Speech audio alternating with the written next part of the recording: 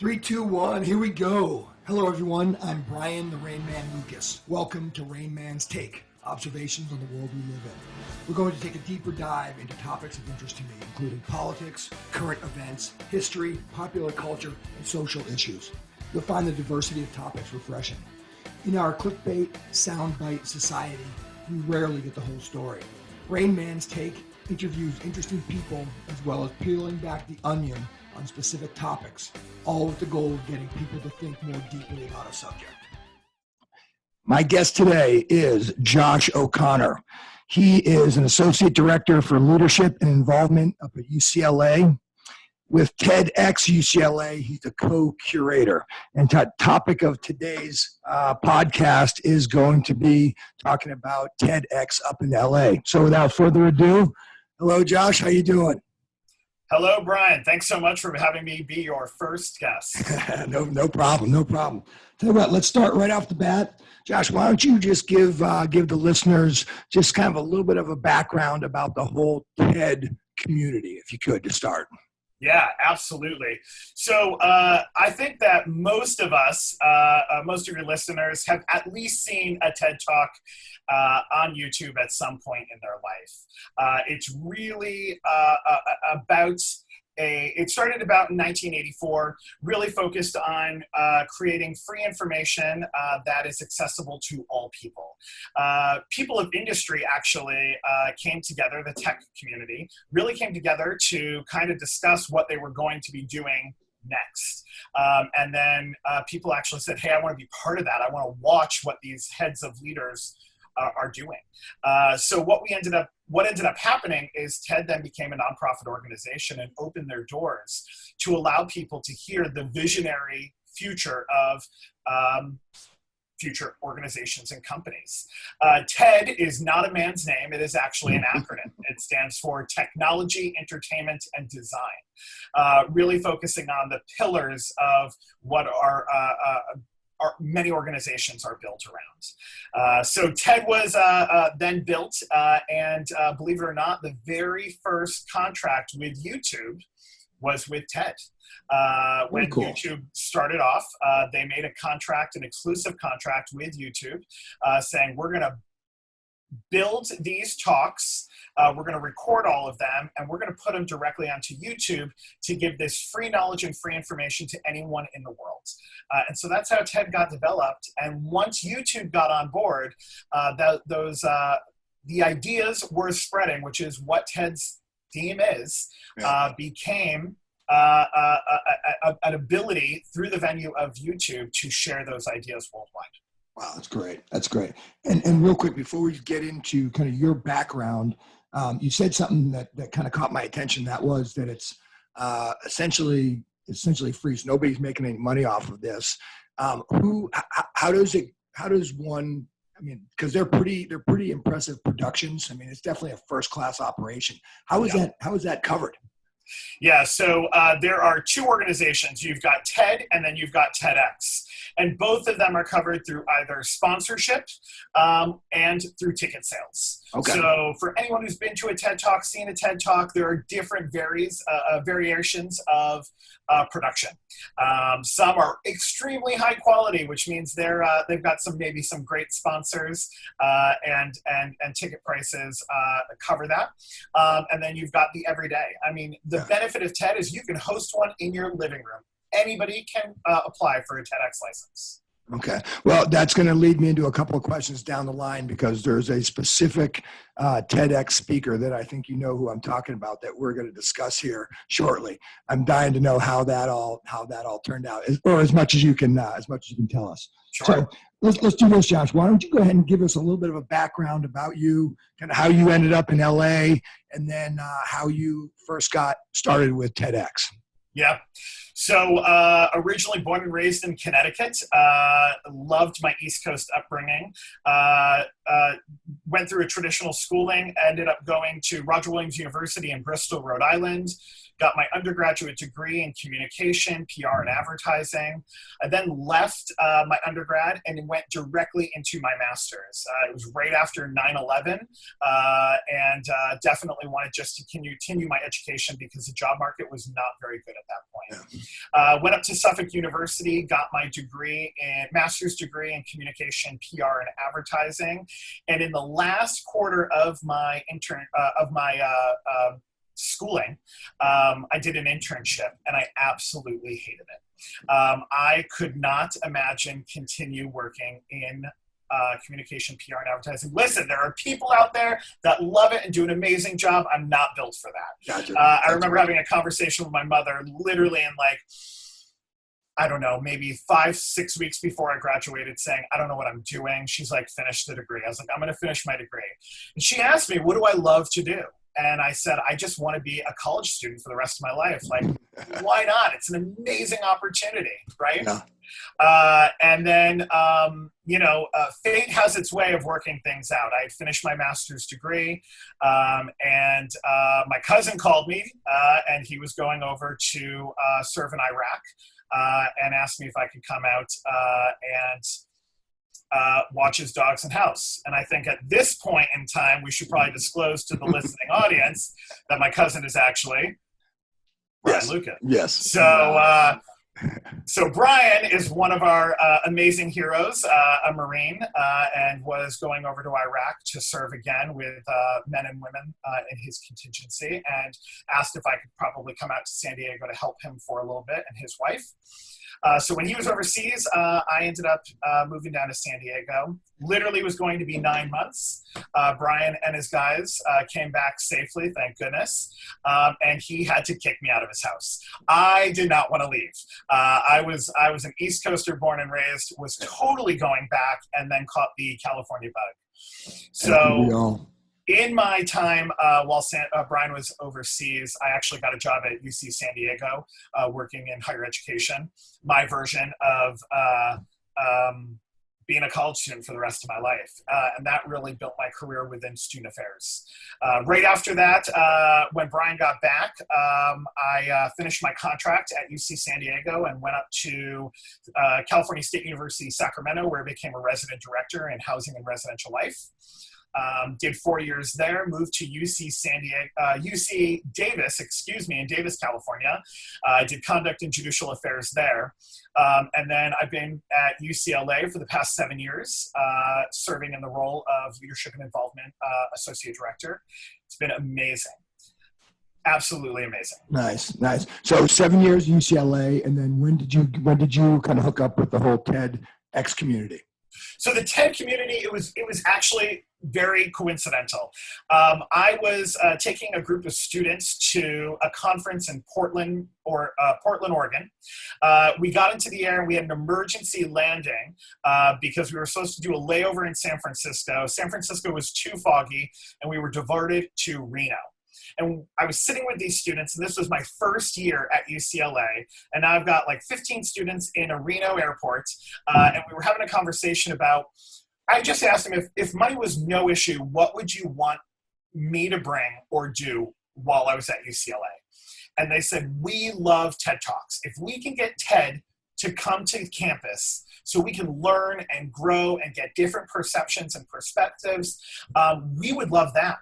And in that layover, I literally applied for a TED license, a TEDx license, which is a TEDx license is literally the same thing as TED. TED provides their name, their brand to an institution or an organization for us to put on our own version of TED Talks. We record them and then we put them up live just like TED does. And so I applied for the license, we got the license, and we've been doing TED Talks at UCLA ever since. And that's great. So you could say that fate delivered you to TEDx.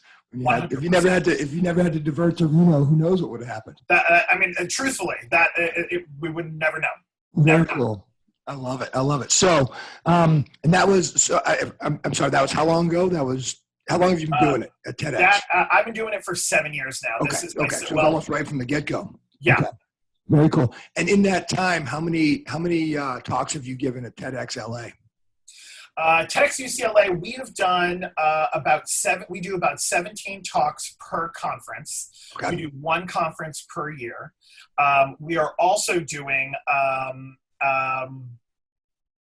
We're also doing something called TEDx salons. So salons are a lot smaller, 100 people, 2 live speakers, and they really focus on a singular topic. Gotcha. Whereas the larger conferences have a variety of speakers that come and engage around a similar topic. So it's been really fun. Now listen, we're in the middle of COVID right now, and this year's conference actually shut down. We weren't able to move forward for health reasons, and in the state of California, we're not allowed to have gatherings over the number of 10. So it would not work for us financially this year. So we just started actually yesterday our very first online conversations with TEDx speakers. So weekly now we're doing 1 hour lunch with TEDxUCLA where we're having conversations. We're kind of providing that online community, and we've had hundreds of people who've been showing up and listening, very similar to what we're doing right now. And you kind of do like a webinar type of thing where people can just kind of log in. And is that you sitting down with the guest and interviewing them, or how does that work? So when the world gets back to normal and we're allowed to be in the same room together, yes, we will totally do that. But currently right now, because we're not allowed, we have to be social distancing, we actually are doing exactly like how you and I are doing. Gotcha. So getting back, so in pre-COVID-19 or COVID-19 here, so you'd have roughly 17 speakers for one TEDx conference. How long does that last? I mean, is that a full weekend, or is that, how long are the speakers going for? So Main TED, it's pretty cool. They do theirs for a full week. Really? Yeah, it's an amazing opportunity. If anyone has the money and the time to be able to do it, I highly recommend it. But Main TED is quite costly. It's about $10,000 to $15,000 to spend the entire week. But again, you are having meals with the TEDx speakers. So, famous TEDx speakers are Al Gore and Bill Gates and Elon Musk. And so you're paying also to have access to be with them and engage with them and eat with them. That's great. Because they stay for the entire week. TEDx, our license does not permit us to do something that large. It is a one-day conference that we put on. And we actually pack it in pretty tight. We've done it from 1 p.m. To 5:30 p.m. So we get all those speakers in. Now let me give you a little bit background about how to do TED Talks and how that kind of works. Yeah. First and foremost, no TED Talk can be over 18 minutes. Okay. So that's the rule with TED. But TED Talks can be 5 minutes, 2 minutes, 12 minutes, 15 minutes. And we have found that with the attention span of most Americans, shorter actually works better. And if you could take a very complicated topic and be able for someone who has a double PhD or an 8th grade education, for them both to be done at the end of watching your TED Talk and have a full understanding of exactly what you're talking about is a very challenging thing to do. So if you see these amazing TED Talk speakers, it's because they've had a lot of coaching and they've done a lot of rewrites and they've done a lot of practice to make that perfect. The best speaker in the world cannot get up and do a TED Talk. It takes a lot of coaching, it takes a lot of prep, and it takes a lot of memorization. So, and do you guys provide that coaching, or do they have to get it from somebody who's done it, or how does that work? Yeah, we actually do all of the coaching ourselves. Oh, really? Okay. So we start out about a week a year in advance. We recruit our speakers. Our conference is traditionally in May. And at the moment May is over, we get all of our TED Talk videos ready and we get them up online. The moment they go online, we take the month of July off, and then we start again in August, starting recruiting for the following conference. Wow. And then what we do is we just get the word out of what our theme is, and we look for a variety of people who can come and meet that theme. Yeah. We don't have a direct interpretation of what the theme means. Last year, our theme was time. This year, our theme was agency. And we really let the speaker define what that theme means to what they're doing. The main and key point of a TED Talk is it is not about the person. It's not about a product. It's not about an image. It's about a singular idea. Yeah. Something where you could sit there and go, I look at that every single day, and I never thought of it that way. And so we don't, TED has this great saying of, it's not about the person, it's not about a product, it's not about a sale, but it's about that singular idea that can spread from here in Los Angeles, across the United States, and across the world. Yeah. We really want to make a global impact with each one of our talks. That's amazing. So 7 years, 17 people a year, you're talking roughly 100 or so talks. Yeah. Does anyone in particular stand out in your mind? Yeah, we've had so many that have stuck out. We had Magnus Walker, who is a pretty famous car guy. He loves Porsche. He has got of our highest views with almost 17 million views. Really? We had Ann Curry, who is an NBC newscaster. She came and done TED Talks. But again, those are the famous, right? Yeah. But then we've also had just students. We've had community members. We have had doctors. We have had teachers. We've had religious figures. And again, not talking about kind of their field of work, but talking about a larger idea that goes beyond what maybe their life purpose is. Yeah. Yeah.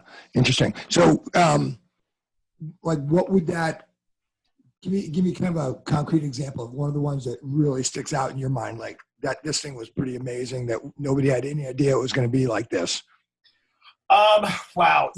So one of the most famous ones that have like probably almost every single person in the world has seen is Simon Sinek, Start With Why, right? And he actually wrote a book, and I've got it.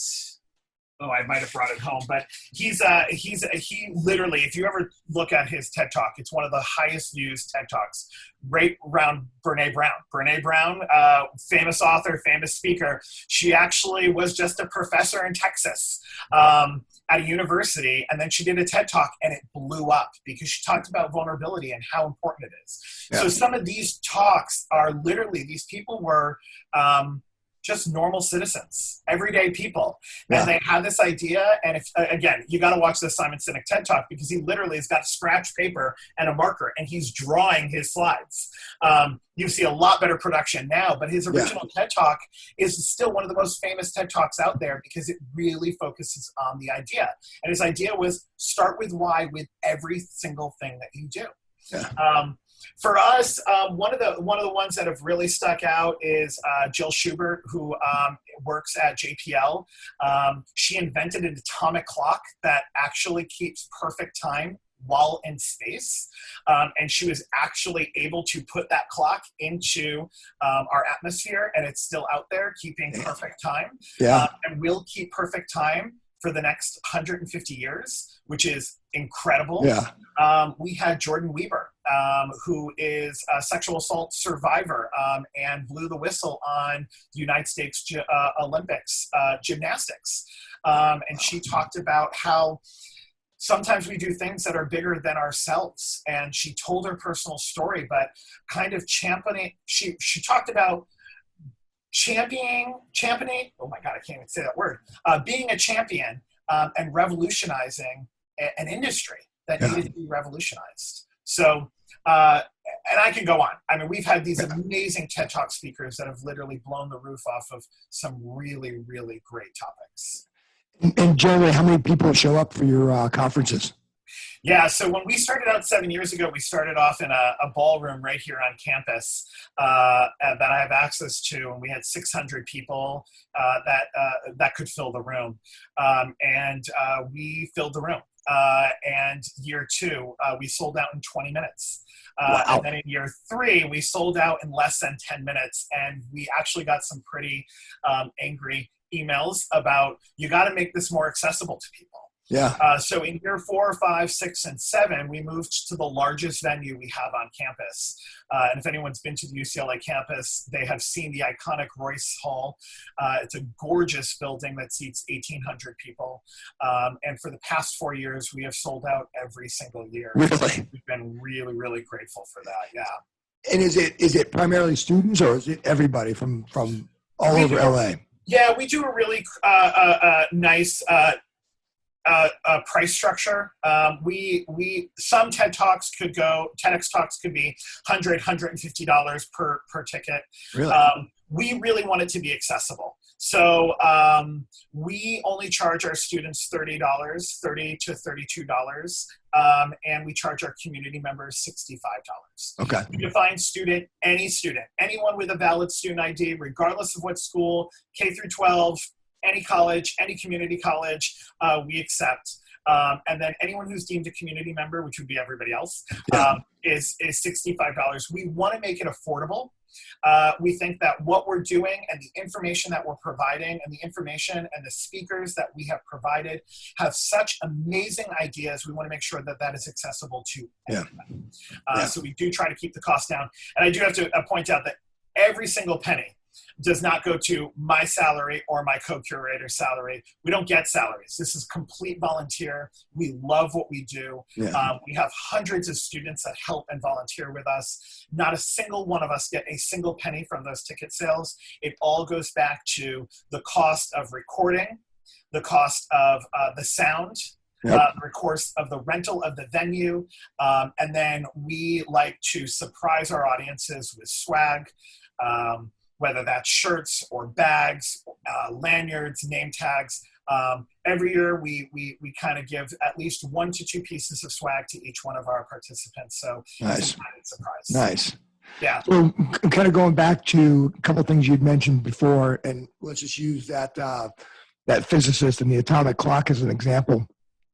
When she, like the first meeting in August, when you guys were getting ready to, okay, next year you're one of the talkers, let's start off and just kind of come up with an idea. Did she just walk in with just binders full of information, or I mean, what was that like? That's a pretty hardcore scientist, right? Yeah. So it's super interesting. And some people come and they think they've got it completely written out. And I'm not specifically talking about Jill. Jill was awesome. Right. But some folks come to us and they say, "Here's my talk," and then we read it and we're like, "There's like 19 different ideas in here. We need you to give us one singular idea that you want to focus on," right? And I'll tell you, most people can do 3 to 5 TED Talks based upon their career, but we're really we're looking for that singular idea. Jill, because she works with JPL and NASA, she needs to get a lot of permission to move forward with her talk, because a lot of this stuff is top secret. And so there are some people that we work with. We had somebody who did Google Analytics, and he was talking about Google Analytics before Google Analytics was a thing. But he had to get everything cleared by Google before he could give the talk, so nothing proprietary or secret was given away. So we work with each one of our speakers, but we ask our speakers, what is your singular idea to really change that perspective? And we ask them to put that at the top of their paper. So when they're writing, every example, every story must go back to that. And we always say, if you've got to go from A to B to get to C, you need to get rid of B. We need you to get from A to C. And that's how you get that concise, pure TED Talk that looks so well rehearsed. It comes from 10s to 20s of drafts prior to them getting on to stage. Yeah. And real quick before we go further, just for everybody out there, JPL is the Jet Propulsion Laboratory. I believe that's up in Pasadena, right? It is, okay. Yeah, very cool. So, what type of, do you get any pushback from these people when they walk in and they're like, "This is my talk," and you go, what's that? I have to imagine those first couple of meetings could be a little contentious. Yeah, it's actually not contentious. Most of the people that come to us really want to shine. Listen, we tell them, like, it's going on TED and it's going to live online forever. Yeah. So we want you to do well, and they want to do well. Yeah. And so most people are very, very open to, I am your clay, mold me. And we don't want to mold their idea. It's their idea, and it's their story, and it's their lesson to teach, right? But we help them put that in that format of the TED format, right? Of making sure that they're really sticking to that singular idea, not putting out any sales tactics or promoting themselves or anything like that. So those are the pieces that we really kind of stick to. Yeah, I did not realize this is it was that involved of a process. And just some background here. A couple of years ago, I had a friend of mine that she was the director of an art gallery down here in San Diego, and she had a really cool view of art and a really cool kind of vision of where she wanted to take teaching art to young children. And we brought Josh in to see if it might have any legs in a TED Talk. And I just remember being struck by the fact he's like, well, yeah, but this is, this might be for 2 years from now because we already got next year's already set up. And I kept thinking to myself, damn, that's incredible. So you must have 2 or 3 years worth of people lined up ready to. We do. I mean, I think that people really want to do their TED Talk here. Yeah. Because UCLA is a great brand, TED is a great brand. You combine the great brands together, it's wonderful. But again, it's not about the branding; it's really about the idea. And I think the benefit that we have is TEDxUCLA has gotten a lot of good online views because we do good quality work and really prep our speakers. Yeah. I want to go back for a second, Brian, because you asked me, and I think I bypassed a little bit of the question. You asked me, do we get any pushback or challenges from speakers? I would say not necessarily, and some people do, and that's totally okay. The hardest people to work with are the following, and I love you people, and you're absolutely necessary. Teachers, medical professionals, and professional speakers. And it's not because they don't know what they're doing. They know what they're doing, but they have a very specific way of talking, and they've been taught that way, right? And so medical professionals speak up here. Yeah. And professional speakers, they've got their flow of how they know they want to do things. Right. And teachers teach, right? But TED is not about any of that, right? It's about that idea. And yes, we are teaching, but you're not getting up there and saying, here's today's lesson, right? So again, you got to take these really complex ideas. And on top of that, we got to break down the way that they communicate normally, because TEDx and TED Talks are not normal ways to communicate. Yeah, interesting. Once you start breaking that down, you got to have that home run opening. That sentence has got to knock the audience off their feet for them to pay attention to you. Then you got to give them the core of what is the idea that you're talking about. And then you got to support that with a few stories or facts to back that up, depending whether that is science or pseudoscience, right? And then you got to have a call to action at the very end, right? Like the best TED Talks, when you walk away, you go, holy mackerel, that was a great TED Talk, because it's making me think that I need to change my perspective, go out and do something, right? And those are the ones that linger in your head of, how do I incorporate this into my life, or how do I do good for others? Yeah.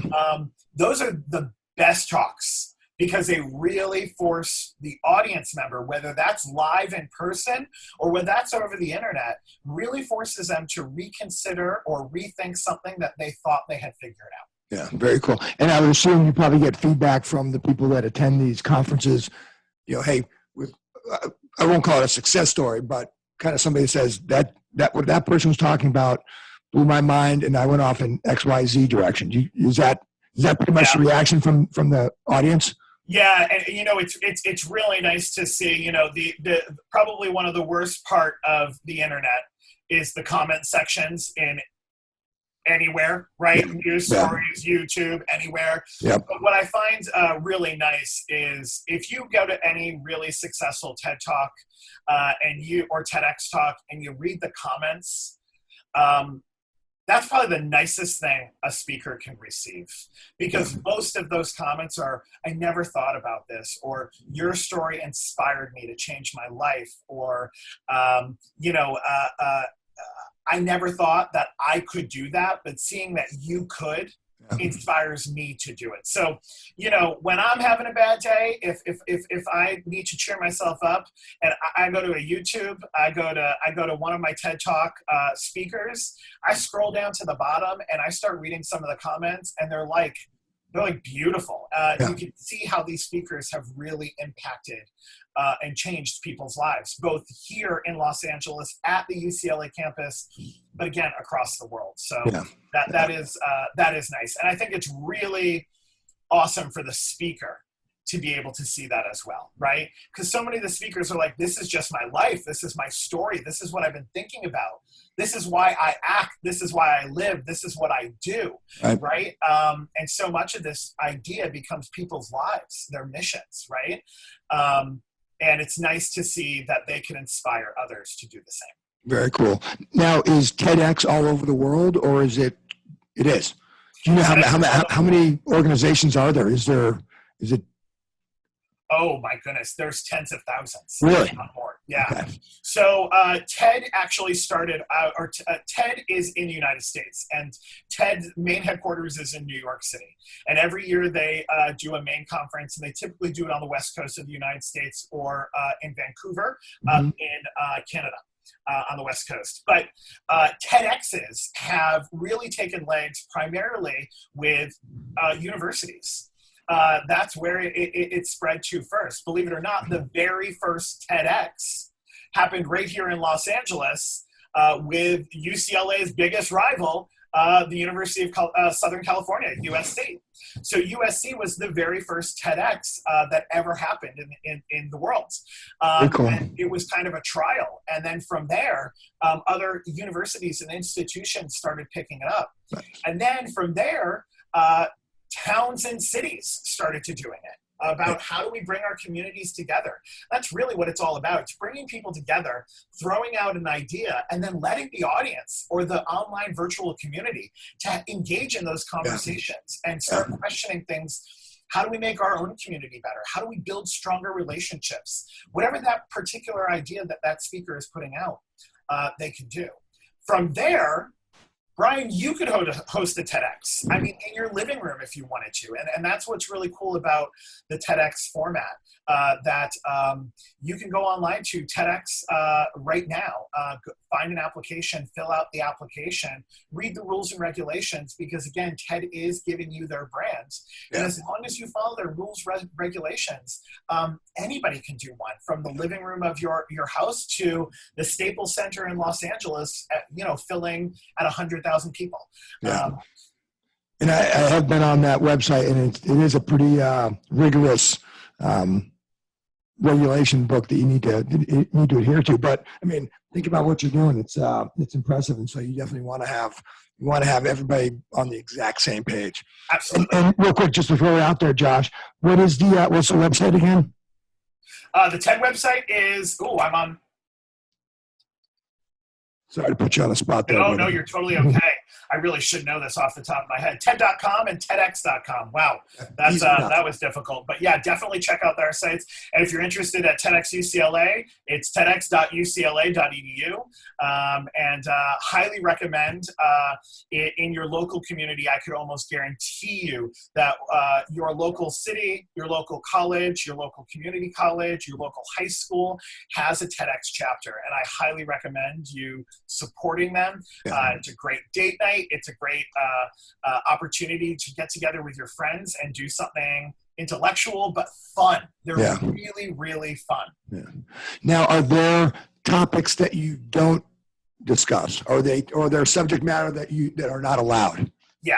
So there are about 2 subject matters that are not allowed, and the reality is they're probably not allowed at the Thanksgiving table with your family as well.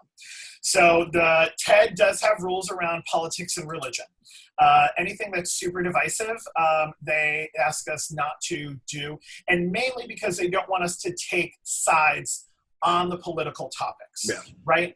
But there are plenty of politicians and there are plenty of religious figures that have done TED Talks. And believe it or not, 3 years ago, the Pope did a TED Talk. And it was an amazing TED Talk.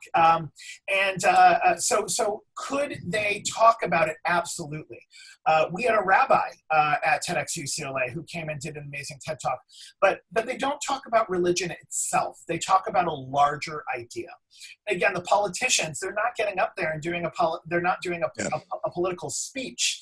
They're talking about experiences that they've had, things that they have seen, or ideas that they wish they could change. Again, this is not an opportunity to boast somebody's career. Yeah. Yes, it has happened, but that's not the intention. Again, I go back to Brene Brown and Simon Sinek, people whose careers have blown up because of their TEDx talk, but that was not the intention of their TED talk, right? Their TED and TEDx talk was really about, I've got this cool idea that I've been living with and thinking about, and let me get that out to people, and then people resonate with that, and then it grows from there. I wondered who got to go to see the Pope, and how much did they have to spend for a ticket? Yeah, I don't know. I believe Chris Anderson is the one who oversees. He's the CEO of TED and founder. He is, I think he's the one who did it. I can just picture that team meeting. Chris gets up, he's like, "Guess who I just got?" Right.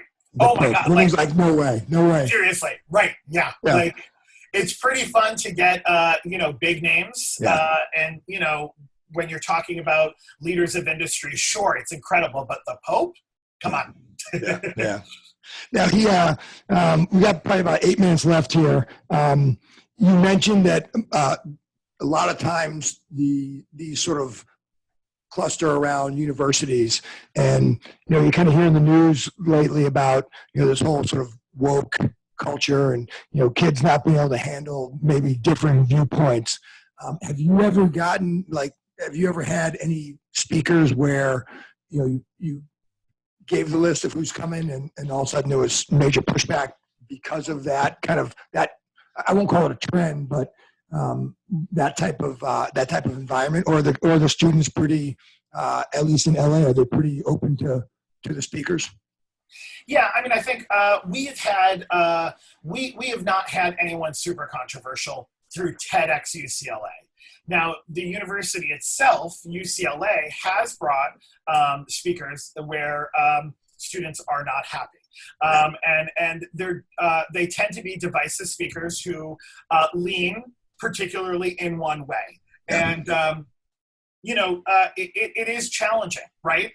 The job of higher education is really to educate.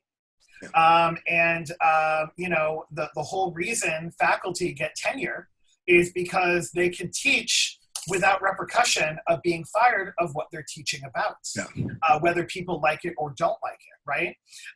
The challenges on university campuses today is that when regardless of political background or whatever it may be, you can go to a very conservative campus and have a very liberal person come speak, and that gets protested. And vice versa, you're on a liberal campus with a very conservative speaker, and regardless of what the topic is. And the students do react.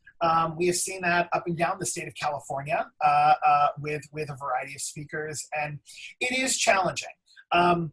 My personal belief on it is, if you don't like the speaker, don't give it energy. Just don't go.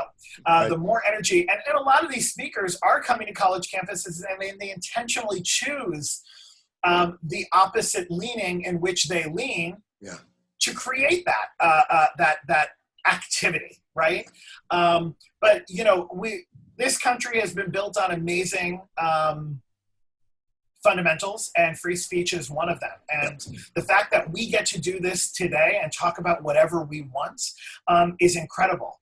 It does become challenging, though, Brian, when it impacts your lifestyle, the person who you are. When someone gets on stage and says, the way you live your life is wrong, that's hard to hear. And I get that, and I empathize and I sympathize with that. And it is challenging. As someone who identifies with the LGBT community, I've had speakers come to campus who are very anti-gay, but I don't want to give them the time of day, right? Because one, I know that I'm not going to change their mind. And two, they're not going to change me.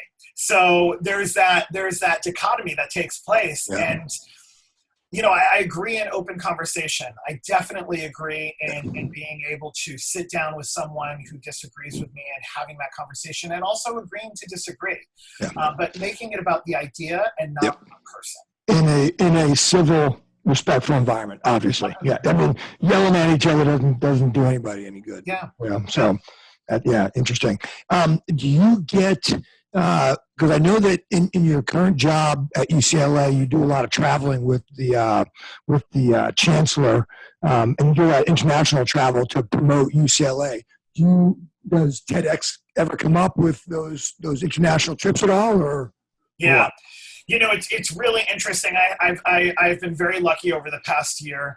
Our Chancellor Gene Block here at UCLA, came to our last TED conference and was able to see kind of what we did.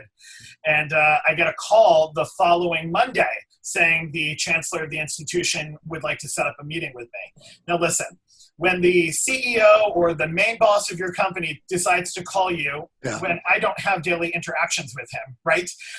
My heart dropped, right? I was like, what did I do, right? Which, let's examine that at another day. Why do I go to the negative? But anyways, he called me in and we had a great conversation. He's like, I love what you're doing. And we want to kind of make our international presentations fun and exciting. And would you be interested in proposing a TED-like or a TEDx-like cool conversation? Yeah. And so we didn't do the full TED format. We did this format called 1919 talks, which are 19 seconds for 19 slides. So the person speaks for about 6 minutes. We chose 1919 because UCLA was founded in 1919. But again, it was a concise speaking format. The chancellor wanted this 2-hour event to really be engaging and networking, but he wanted a formal presentation that got to the point. Yeah. So we were able to bring alumni who live in the country that we visited, a current student who is an undergraduate student here in the United States who is studying from the country we were visiting. Yeah, very cool. And a faculty member to show the past, present, and future of UCLA as we celebrated our 100th anniversary of the university being an institution. And so we traveled to almost 12 different countries in Asia as well as Europe. And we were supposed to do South America, but due to COVID, those trips were canceled. Hopefully we were able to still go, but we had amazing speakers who put a lot of work into it. Again, focusing on this singular idea, and then kind of communicating that from a UCLA perspective. Again, I do want to point out that has nothing to do with TEDx or TED. Right. Those are two different components. Yeah. But it was a really cool dynamic to be able to take the teachings of how do you coach people to speak very well. Yeah, absolutely. Concisely. And transform that into a different format. No, that's public speaking, just basic public speaking is hard, and people are scared to death of it. And then you get somebody trained up like that. That's impressive. Just darts coming out of his mouth. Every single word has impact, which is impressive. And I will also let your audience and members know this. I know you're all saying, Josh, where's your TED Talk? Let's see the link to yours. And actually, I'm a better coach than a speaker. So you probably have noticed that in the past 45 minutes. But the reality is that, one, as a TEDx curator, I cannot do a TED Talk or a TEDx talk at my own event. Gotcha. So if I was to do a TED Talk, I have to do it at under a different license, not under the license of TEDx UCLA. Gotcha. But the reality is I love coaching. So nice. Nice. Well, I'll tell you what, my man, this is, we're coming right up at the 45 minutes. It's been a great discussion. I really appreciate the time. Again, everybody out there, it's TED.com and TEDx.com. If you're interested, and if you think you might have an idea that might warrant a TED Talk, go there first, and then from there, find somebody else to talk to about it. But it sounds like it's a pretty in-depth process to get from idea onto the stage. So awesome. Well, listen, Josh, great to talk to you. Thank you very much for your time. Thanks for watching Rain Man's Take, Observations on the World We Live in. If you like the content, don't forget to hit the subscribe button below. You can also follow Rain Man's Take on Instagram at Rain Man's Take. Also, check out our website at www.rainmanstakepodcast.com. and send your comments to rainmanstake@gmail.com. Keep an eye out for future podcasts, which will be coming out every Thursday at 5 p.m. West Coast time.